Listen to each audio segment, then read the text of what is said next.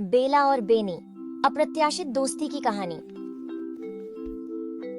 एक समय की बात है, एक आकर्षक ग्रामीण इलाके में बेला नाम की एक जिज्ञासु और साहसी युवा लड़की रहती थी। उसकी आत्मा हवा की तरह आजाद थी और उसका दिल सूरज की तरह गर्म था। बेला को अपने घर के आसपास के खेतों और जंगलों का पता लगाना पसंद था। एक धूप भरी दोपहर में जंगल में घूमते समय बेला को बेनी नाम का एक छोटा डरा हुआ खरगोश मिला। बेनी अपना रास्ता भटक गया था और डर से कांप रहा था। बिना किसी हिचकिचाहट के बेला ने धीरे से बेनी को उठाया और उसे अपनी बाहों में भर लिया।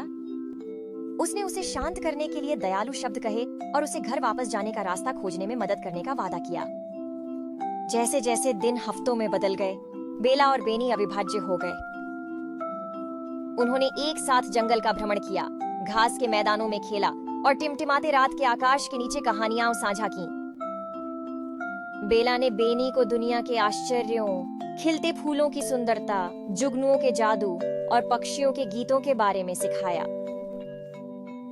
बदले में बेनी ने बेला को धैर्य की कला, साधारण सुखों का आनंद और अटूट दोस्ती की गर्माहट दिखाई। एक दिन जैसे ही मौसम बदला और पत्ते गिरने लगे, बेनी ने पास के जंगल से अपने खरगोश परिवार की परिचित आवाज सुनी। भारी मन से बेनी को पता चला कि अब अपने खरगोश परिवार के पास वापस जाने का समय आ गया है।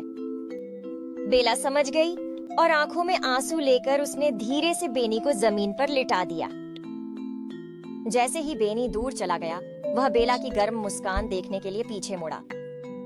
वह जानता था कि वह उस प्यारे दोस्त को कभी नहीं भूलेगा जिसने उस पर दया की थी।